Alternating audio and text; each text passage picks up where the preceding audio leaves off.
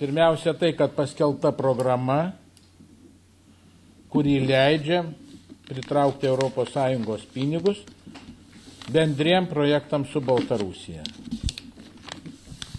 Nes pagal šias programas mes matom galimybę sutvarkyti miesto centrą, sutvarkyti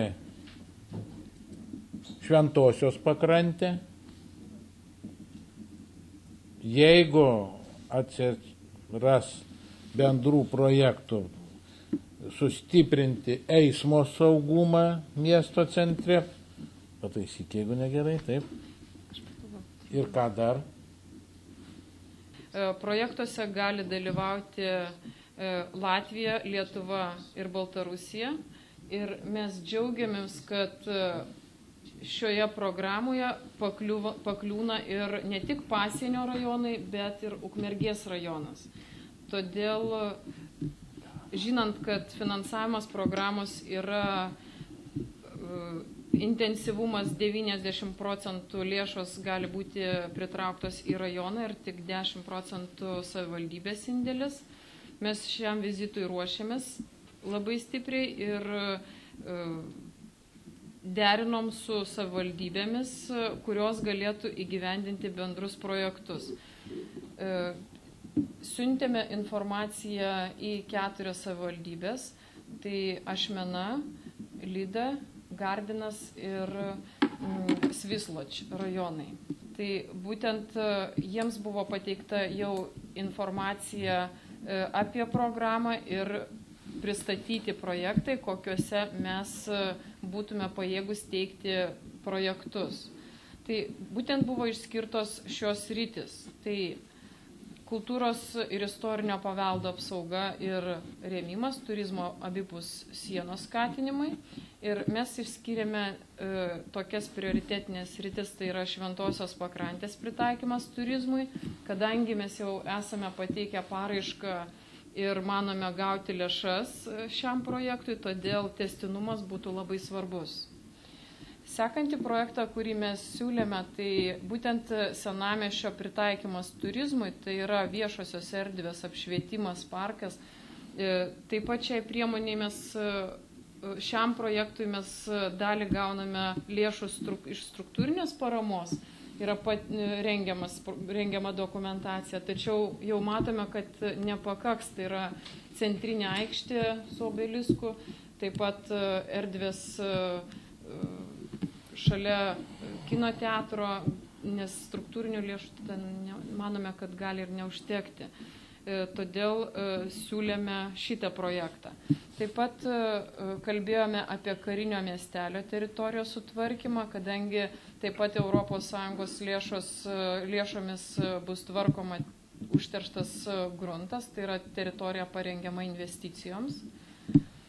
Taipogi pristatėme ir kultūros objektų išsaugojimui, tai yra dvaro pirmojo nepriklausomos Lietuvos prezidento Antano Smetonos dvaro sodybos rekonstrukcija.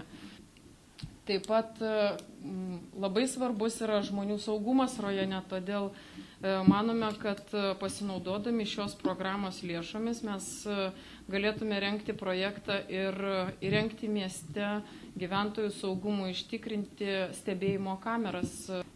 Kadangi paraiškų pateikimas yra balandžio 2 diena, tai labai svarbu, ką savivaldybė yra pasirengus, kokią dokumentaciją, nes laiko yra labai mažai.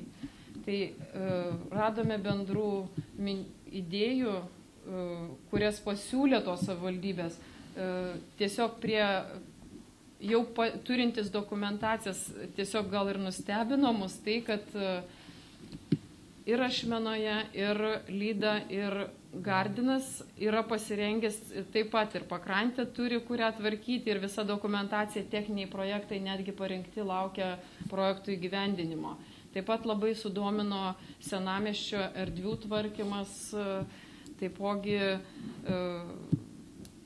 kultūros paveldo objektų renovacija, bet be abejo, kad mes visų projektų tikrai negalėsime teikti, atsižvelgiant į kitos šalies, tai yra kitų savivaldybių, į kurias lankėmės parengtumą, bandytume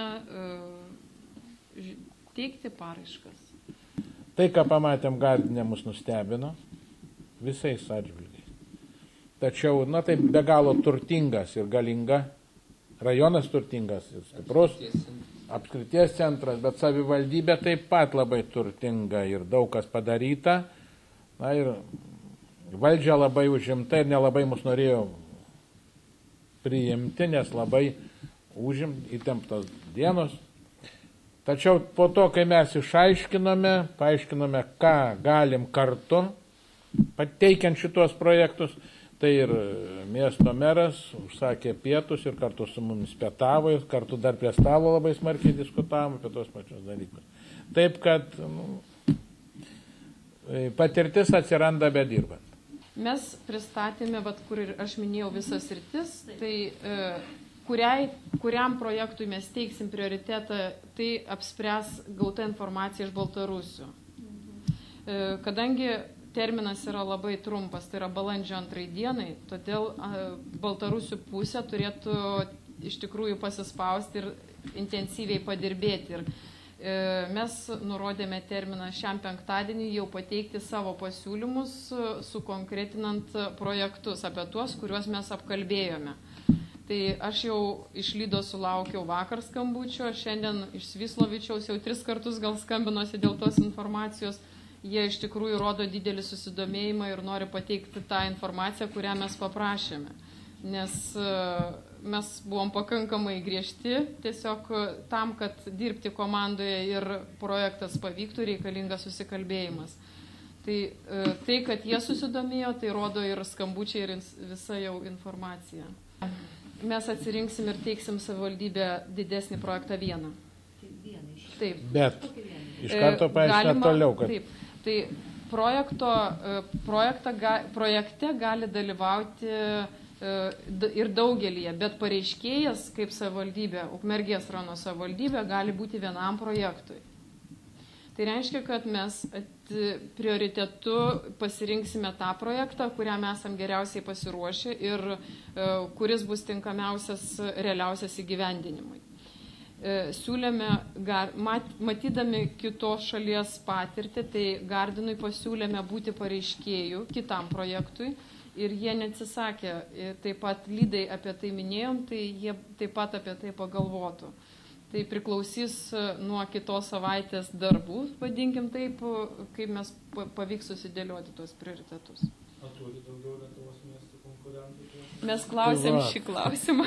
Reiškia, nei viena savivaldybė šito dalyko dar nėra susidomėjusi ir žinant tai, kad laiko liko labai nebedaug, tik tai tie, kurie yra pradėję eiti šituo taku, galės suspėti į tą traukinį. Žinant patirtį Baltarusių, kad jie nedalyvavę tokiuose programuose ir jie neturi struktūrinių fondų paramos, patirties įgyvendinant projektus, todėl buvo pasirinktas sprendimas būtent vizitą važiuoti ten ir kalbėti tiesiogiai. Mums pavyko surasti, sėkmingai pavyko, sakykime, tarpininką, tai yra Zalatoja Kalco, auksinės žiedas dirbanti Ukmergiški